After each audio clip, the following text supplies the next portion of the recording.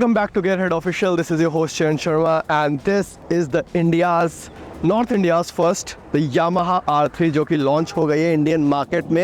And ये motorcycle जो है अपने सेगमेंट की एक लेजेंड मोटरसाइकिल है। 300 सीसी के अंदर वैसे भी बहुत कम ही फ्रेम्ड बाइक हमें देखने को मिलती है। एंड यहाँ पे यामाहा की जो R3 है स्टार्टिंग से ही इसका बहुत ज़्यादा क्रेज़ था इंडियन मार्केट के अंदर, बहुत ज़्यादा हाइप थी। एंड 2024 में इंडिया के अंदर यामाहा ने इसको फिर से इंट्रोड्यूस किया था। एंड ये अभी नई नवेली निकल के आई है शोरूम से। एंड आज हम इसके स्पेसिफिकेशंस, फीचर्स और कौन कौन से कंपटीशन है, सारी चीज़ों के बारे में बात करेंगे। एंड एक डिटेल्ड वॉक अराउंड वीडियो आपको इसके बारे में दिखाऊंगा। So let's start the video.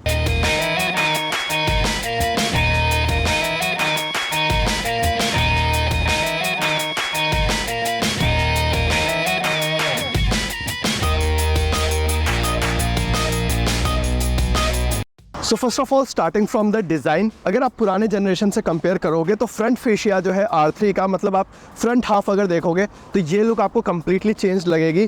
पुरानी के कंपेरेटिवली यहाँ पे आपको LED लाइट्स देखने को मिल जाएगी। फ्रंट में आपको एयर पास के लिए एरोडायनामिक्स यहाँ पे आपको देखने को मिल जाएगा। देन आपको यहाँ पे विंगलेट स्टाइल जो यहाँ पे कंप्लीट साइड की फेयरिंग है ये देखने को मिल जाएगी। थोड़ा सा विंगलेट डिज़ाइन जो है वो यहाँ पे फेयरिंग के ऊपर भी दिया हुआ है। यहाँ पे एरोडायनामिक्स क्रिएट करने के लिए, इंजन के लिए एयर पास होने के लिए यहाँ पे आपको वेंट्स भी दिखाई देने को मिलेंगे। एंड कंप्लीटली अगर आप इस फ्रेम को देखोगे इस साइड से तो यहाँ से आपका एयर रिलीज होता है।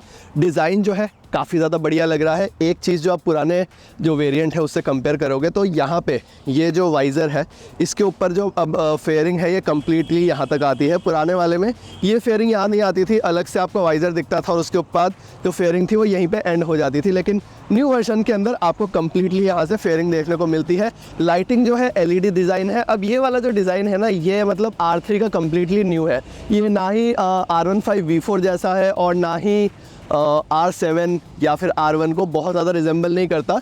बट ये जो डिज़ाइन है ये अपने आप में यूनिक है। R1M से इंस्पायर्ड है बट उस जितना एग्रेसिव या फिर वैसा नहीं है। लेकिन ये जो बाइक है कम्प्लीटली ये आपको इनकी जो RDNA है उसी से आपको इंस्पायर्ड यहाँ पे देखने को मिल जाएगी। ये जो कलर है इसका नाम है आइकॉनिक ब्लू। तो इस शेड में, इस स्पेसिफिक शेड में ये मोटरसाइकिल बहुत ही ज़्यादा प्रीमियम लग रही है, बहुत ज़्यादा प्यारी लग रही है। R3 की बैजिंग आपको इसके अंदर देखने को मिल जाएगी। एक चीज़ और नोट करोगे कलर पॉइंट ऑफ व्यू से कि इसके अंदर ना बहुत सारे ग्राफिक्स ऐड ऑन नहीं हो रखे। जैसे कि पुराना जो वर्जन था, इससे प्रीवियस जो वर्जन था उसके अंदर आपको काफ़ी सारा ग्रे या सिल्वर एलिमेंट आपको देखने को मिल जाएगा। बट ये वाली कम्प्लीटली आपको ब्लू देखने को मिलेगी। टैंक का जो शेप है that is also different compare to the previous generation. यहाँ पे आपको वेंट्स देखने को मिल जाएंगे। यामाहा का लोगो आपको इस तरीके से यहाँ पे देखने को मिल जाएगा। Now this second half is the similar compare to the previous generation. ये वाला हिस्सा जो है ये आपको एकदम वैसे का वैसे ही देखने को मिलेगा। टेल सेक्शन जो है शार्प दिखती है, बड़ी ज़्यादा प्यारी लगती है रेयर से। एंड एक चीज़ जो और ऐड ऑन हुई है that is the LED indicators. मतलब यामाहा जनरली अपनी बाइक्स में LED इंडिकेटर्स नहीं देता था। पुराने R3 के अंदर भी LED इंडिकेटर्स नहीं आते थे, लेकिन इस वाली के अंदर LED इंडिकेटर आपको दे दिए गए हैं। Now one good part again is USD suspension इसके अंदर ऑफर हो रहे हैं, जो कि अगर आप निंजा 300 को देखो, निंजा 400 को देखो, इनफैक्ट 500 को भी अगर आप देखो आपको USD सस्पेंशन नहीं मिलते। R3 के अंदर आपको USD सस्पेंशन मिलते हैं, जिसका मतलब ये है कि डैम्पिंग क्वालिटी जो है वो ऑब्वियसली आपकी बेटर होने वाली है। रेयर में आपको मोनोशॉक देखने को मिल जाता है। Not talking about the chassis, this is the diamond frame not on the delta box. ये जो मोटरसाइकिल डायमंड फ्रेम पे बनी हुई है, तो अगर डेल्टा बॉक्स के ऊपर होती तो इसका जो थोड़ा सा एग्रेसिवनेस था एंड मैं ये बोलूँगा जो मैनूवरेबिलिटी होती या फिर ये जो मोटरसाइकिल है ये थोड़ी सी और ज़्यादा ट्रैक फोकस हो जाती तो बड़ा ज़्यादा मज़ा आ जाता। लेकिन इस चीज़ का एक ज़्यादा फ़ायदा यहाँ हुआ है कि ये जो मोटरसाइकिल है ये आपकी स्पोर्ट्स टूरिंग कैटेगरी में आ जाती है, एक स्पोर्ट्स टूरर बन जाती है। बहुत ही कंफर्टेबल मोटरसाइकिल है। यहाँ पे जो सीट हाइट है दैट इज़ ऑफ 780 mm। तो आप देख सकते हो कि भाई मेरी हाइट है 5'9", कितना ज़्यादा कंफर्टेबली आप देख सकते हो। पैर जो है मेरे, इनफैक्ट जो नी है वो थोड़ी सी बेंड ही हो रखी है। यहाँ पे इजीली कंफर्टेबली मैं इसे राइड कर सकता हूँ। In fact in the city and on the highway मेरे ऊपर जो स्ट्रेस है ना वो बिल्कुल भी नहीं आएगा। मेरा जो एंगल यहाँ पे बन रहा है, मैं इस तरीके से नहीं बैठा या फिर इतना ज़्यादा एग्रेसिव नहीं बैठा। R15 in fact is more aggressive in nature. अगर आप सिटिंग स्टांस के बारे में बात करो तो ईजिली कंफर्टेबली मैं इस मोटरसाइकिल के ऊपर बैठूँगा। जिसका एक और मेजर बेनिफिट हो जाएगा कि लॉन्ग टूरिंग करते वक्त इस बाइक के साथ आपको काफ़ी ज़्यादा मज़ा आने वाला है। दूसरी चीज़ ये कि पिलियन सीट जो है यहाँ पे आपको स्प्लिट सीट देखने को मिल जाएगी। पिलियन के लिए बहुत ज़्यादा कंफर्टेबल नहीं होने वाली, बट अगर मैं आपको कंपेयर करूँ अगर आप इसके कंपटीशन से, तो वहाँ पे इसकी जो सीट है वो थोड़ी सी आपको ब्रॉड मिल जाती है। एंड मेरे हिसाब से खैर स्पोर्ट्स बाइक जो है वो पिलियन के लिए तो हमेशा से ही उतनी ज़्यादा कंफर्टेबल नहीं है, बट यहाँ पे आपको सिटिंग थोड़ी सी बेटर मिल जाएगी अगर आप कॉम्पिटिशन्स के साथ चेक करोगे। एक और अच्छी चीज़ इस बाइक के अंदर मिलती है, that is the 14 litre of fuel tank which will give you approximately an average of 25 to 30 के बीच की आपको एवरेज यहाँ पे मिल जाएगी। तो जैसा कि मैंने बताया लॉन्ग टूर पे अगर आप इसको ले जाओगे तो आपको एवरेज वाइज भी कोई प्रॉब्लम नहीं आने वाली। Now coming to the heart of the motorcycle, this has a similar 321cc liquid cooled twin cylinder engine जो कि प्रोड्यूस कर देता है आपका 42 bhp and 29 Nm of torque, comes with 6 speed gear box. यहाँ पे कुछ फीचर्स हैं जो कि मिस आउट हो रहे हैं, just like the slipper and assist clutch, quick shifter आपको यहाँ पे देखने को नहीं मिलेगा। तो ये कुछ चीज़ें हैं जो कि अभी अगर आप कॉम्पिटिशन्स को चेक करो लाइक द एप्रिलिया और द RC, मतलब जो इसी सेगमेंट के अंदर आती है, वहाँ पे आपको काफ़ी सारे फीचर्स मिल जाते हैं। Now comparing it with the Ninja 400 या फिर 300, वहाँ पर भी कुछ चीज़ें मिसिंग होती है। वो बाइक्स भी रॉ है, ये बाइक भी रॉ है, तो Japanese are more concentrated over the raw motorcycle. तो वहाँ पे इस बाइक की जो पावर आउटपुट है 10,500 RPM तक अप्रॉक्सीमेटली ये मोटर रेव होती है। एंड आपको पता ही है, काफ़ी सारी वीडियोस आपने देखी होगी कि R3 जो है वो टॉप स्पीड मारती है अप्रॉक्सीमेटली 200 किलोमीटर पर आवर की। तो आप ये देखो 400 या 450cc होने के बाद भी, एंड ये 321cc है वहाँ पे, एंड ये मोटरसाइकिल उन मोटरसाइकिल्स को टक्कर देती है बहुत ईजीली। तो यहाँ पे इसका जो इंजन है सुपर रिफाइंड है एंड कमेंडेबल है। इस रीज़न है कि इसकी जो परफॉर्मेंस है ये बड़े सीसी को मैच कर रही है। ब्रेकिंग परफॉर्मेंस की यहाँ पे बात करें तो फ्रंट में आपको 298 mm की डिस्क मिल जाती है, रेयर में 220 mm की डिस्क मिल जाती है। Now this motorcycle comes with dual channel ABS। तो अगर मैं कॉम्पिटिशन्स के साथ चेक करूँ तो जैसे कि KTM RC 390 है या फिर एप्रिलिया है, आई डोंट नो कि एप्रिलिया में कॉर्नरिंग ABS आता है कि नहीं, but you get that on the RC 390। तो वहाँ पे ये मोटरसाइकिल ब्रेकिंग के मामले में भी रॉ रखी गई है, जस्ट आपको ड्यूल चैनल ABS दिया गया है। फर्स्ट वर्जन जो आया था इसका 2015-16 के राउंड जो मोटरसाइकिल आई थी R3 जो इंडिया में आई थी फर्स्ट टाइम, उसके अंदर आपको ड्यूल चैनल ABS नहीं मिलता था। देन ड्यूल चैनल अपग्रेड आया आपका 2019 के अंदर, and that still continues with the R3 to 2024। Now coming to the tyres, so tyres में फ्रंट में आपको 110 सेक्शन का टायर मिल जाता है, रेयर में आपको 140 सेक्शन का टायर मिल जाता है। अब यहाँ पर भी एक चेंज है, तो इससे पहला वर्जन आता था BS4 वर्जन जो आता था, वहाँ पे आपको MRF के टायर्स मिलने लग गए थे, लेकिन इस वाले के अंदर आपको 2024 में आपको डनलॉप ऑफर करे जा रहे हैं, जिसकी ऑब्वियसली ग्रिपिंग जो है वो बेटर होने ही वाली है। आपकी ट्रैक में भी एंड डेली कम्यूटिंग रोड में भी आपको काफ़ी ज़्यादा बेटर ग्रिपिंग मिल जाएगी। So after all this let's check out the speedometer, क्योंकि स्पीडोमीटर में भी एक बहुत ज़्यादा चेंज आया है। तो क्या ऑफर हो रहा है, let's see. So this is the key of the Yamaha R3 2024। यहाँ पे ये इस तरीके से लगता है, ये एक्चुअली प्रोटेक्शन के लिए लगा रखा है, तो इसे कुछ समझना मत कि अलग सा दिख रहा है, ये हट भी जाएगा। यहाँ पे आपके सस्पेंशन आ जाते हैं, इसके ऊपर भी कवर लगा हुआ था, वो भी हमने हटा दिया है। And just look at the speedometer. अब ये जो स्पीडोमीटर है आपका R15 से थोड़ा सा रिजेंबल कर रहा है, एंड बेटर है कि आपको डिजिटल स्पीडोमीटर मिल गया है, क्योंकि इससे पिछला वर्जन जो था वो आपका एनालॉग होता था। यहाँ पे आपको एनालॉग में टैकोमीटर मिल जाता था, RPM मीटर मिल जाता था, एंड उसी के साथ आपको डिजिटल में स्पीडोमीटर मिल जाता था। बट अब सारी की सारी इन्फॉर्मेशन आपकी डिजिटल इसके अंदर आ गई है। RPM मीटर आपको ऊपर आ गया है। एक चीज़ और आप दिखोगे, यहाँ पे जैसे R15 की वाइट लाइट होती है ना हाई RPM के लिए, वो यहाँ पे नहीं दी गई है। रेफ की जो लाइन है लाइट है वो आपको यहाँ पे दे दी गई है साइड में, तो वाइट लाइट जो है वो आपकी साइड में ब्लिंक होगी। न्यूट्रल यहाँ पे आ जाता है।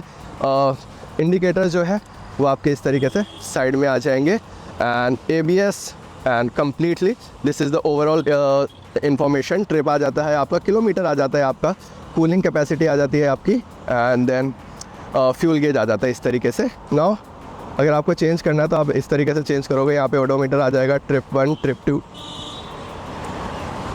एवरेज, ट्रिप, एंड यहाँ से आप सिलेक्ट करके इसको 0 कर सकते हो। तो ये सारी इन्फॉर्मेशन आपको इस स्पीडोमीटर में अवेलेबल हो जाएगी। यहाँ पे आप देख सकते हो कि आपको जो क्लिप ऑन हैंडल बार है यहाँ पर कितना ज़्यादा स्पोर्टी यहाँ पे लग रहा है। And these are the buttons जो कि यूज़ करे गए हैं, and this is the horn. Indicator आपके ये है। अब स्विच क्वालिटी जो है ना, ये मैं बोलूँगा कि बहुत ज़्यादा प्रीमियम नहीं लगेगा आपको देखने में। ये ठीक है, मतलब अगर मैं बोलूँ कि जितना आप स्पेंड कर रहे हो, क्योंकि प्राइस सुन के आप हिल जाओगे, तो मैं पहले आपको सारी चीज़ें यहाँ पे डिफाइन कर दूँ। इसके अंदर एक चीज़ आपको और मिल जाती है कि यहाँ पे आपको हैज़ार्ड लाइट का भी ऑप्शन मिल जाता है। तो LED लाइट जब आ जाती है ना R सीरीज़ के अंदर, तो वो काफ़ी ज़्यादा यहाँ पे बढ़िया लगता है। Now let me turn this off and या this is the complete setup. Rear view mirror अगर आप देखोगे तो इसके अंदर भी आपको डिसेंट जो है व्यू मिल जाएगा पीछे का। ब्रॉड है ये, but I still have to ride this motorcycle and check that out कि आपको व्यू कितना ज़्यादा मिल रहा है। बट अपार्ट फ्रॉम दैट अगर आप कॉकपिट व्यू देखोगे तो आपको काफ़ी ज़्यादा पसंद आने वाला है। So one thing that you will not like about the Yamaha R3 is the pricing. ये बाइक आपको कॉस्ट करने वाली है ऑन रोड अप्रॉक्सीमेटली 5,30,000, जो कि हमें कॉस्ट करी है इन दिल्ली। सो दिल्ली के अंदर आपको ऑन रोड प्राइस 5,30,000 रुपये का देना पड़ रहा है। And then again talking about the competition, then इसके साथ जो कॉम्पीट करती है वो है आपकी KTM RC 390। You got the new Aprilia RS 457 and frame motorcycle में you have the Kawasaki Ninja 300, 400, in fact now we have the 500 also. But ये बाइक एक तो महंगी होने का सबसे पहला रीज़न ये है कि ये आपका आ रहा है CBU यूनिट, कम्प्लीटली बाहर से बिल्ड होके आ रही है, जिसकी वजह से मतलब हमें दिल्ली में, मैं पर्सनली बताऊँ क्योंकि हमारे भैया की है ये बाइक, तो उनको 3 महीने के अराउंड लग गए। ये बाइक को ऑर्डर करा था दिसंबर में and recently we got the delivery of this. And apart from that आप अगर इसका प्राइसिंग देखो, एक्सपेंसिव साइड में शुरू से ही थी यामाहा R3। सो ये एक माइनस पॉइंट है R3 का। अदरवाइज़ ये जो बाइक है ये बहुत अच्छी सेल्स कर सकती है मेरे हिसाब से, अगर इसका प्राइस थोड़ा सा और डाउन आ जाए। हाँ, अब बात करते हैं कंपटीशन से। तो अगर मैं KTM RC से कम्पीट करूँ इस बाइक को, तो सबसे पहले तो आपको रिफाइंड इंजन यहाँ पे देखने को मिल जाएगा and better top end performance मिल जाएगी। ऑल्दो दोनों ही बाइक का कैरेक्टर बहुत ज़्यादा अलग है चलने में। वो स्टार्टिंग से ही बहुत ज़्यादा एग्रेसिव रहती है motorcycle KTM, and that is more track focused. And मेरे हिसाब से अभी वाला जो अपग्रेड है, we are still waiting for the next upgrade. And you know that कि KTM RC जो है उतनी ज़्यादा सक्सेसफुल करंट वाली नहीं रही है। बट R3 के अंदर वो सारी चीज़ें आपको देखने को नहीं मिलेगी, क्योंकि R3 जो है ये स्टार्टिंग से ही एक प्रीमियम मोटरसाइकिल रही है। एंड वहीं पे प्राइसिंग जो है इसका एज आई सेड थोड़ा सा माइनस पॉइंट तो है ही। देन अगर आप कंपेयर करोगे Aprilia RS 457 से, तो Aprilia is currently a new brand in India with the motorcycle. पहली मोटरसाइकिल है उनकी। We still have to check कि भाई सर्विस सेंटर्स वगैरह की अवेलेबिलिटी, पार्ट्स अवेलेबिलिटी एंड जो प्रोडक्ट है वो कितना ज़्यादा मार्केट में चल रहा है। So apart from that we know कि यामाहा जो है बहुत टाइम से मार्केट में है। R3 मैं एक और वीडियो भी बनाने वाला हूँ जल्द, जिसमें मैं पुरानी R3 और नई R3 का कंपैरिजन करूँगा। और मैंने एक वीडियो ऑलरेडी बना रखी है R3 के ओनरशिप के ऊपर, आप आई बटन में देख सकते हो। तो वहाँ पे एक्सप्लेन कराते हैं इसके पार्ट्स की अवेलेबिलिटी एंड ऑल। तो वो सारी चीज़ें यामाहा R3 के साथ रहती है, ऐसी कोई दिक्कत वाली बात नहीं है। बट हाँ, ये है क्योंकि ये CBU यूनिट है तो आपका थोड़ा सा टाइम ले सकता है चीज़ें आने में। बट मेरे हिसाब से जब से ये वाली R3 आई है, एंड जितना मैंने R3 के कम्युनिटी में सुना है कि इसके जो पार्ट्स अवेलेबिलिटी है वो अब यामाहा रखना शुरू कर रहा है अच्छे तरीके से। एंड अपार्ट फ्रॉम दैट मेरे को नहीं लगता कि इस बाइक के अंदर कोई भी कमी है अपार्ट फ्रॉम द प्राइसिंग, क्योंकि वी नो थोड़ी सी एक्सपेंसिव है। बट उसके अलावा मेरे को नहीं लगता कि कोई भी इस बाइक के अंदर कमी है। 321cc का रिफाइंड इंजन आपको मिल जाता है, बहुत अच्छी आपको परफॉर्मेंस मिल जाती है। स्पोर्ट्स क्रूज़र मिल जाती है आपको, अगर आपको लॉन्ग टूरिंग भी करना है वो भी आप इस बाइक के साथ कंफर्टेबली कर सकते हो। एंड दिखने में तो भाई ये बाइक अट्रैक्टिव है ही, तो आपके सारे ही पर्पस कहीं ना कहीं सॉर्ट हो जाते हैं। इनफैक्ट ये बहुत अच्छी ट्रैक मोटरसाइकिल भी आपकी बनती है। एंड यामाहा अपने ट्रैक डेज भी करवाता है, तो वहाँ पे काफ़ी सारे लोग इसे लेके जाते हैं, परफॉर्मेंस निकालते हैं इस बाइक से। तो कंप्लीट पैकेज आपका बन जाता है। तो this was the complete walk around review from my and, and I hope you like this video. और अगर आपको कोई भी क्वेश्चन है इस बाइक के लिए तो आप कमेंट में मेरे से पूछ सकते हो। And if you like the video, do not forget to like, subscribe and share my channel. Till then, stay tuned.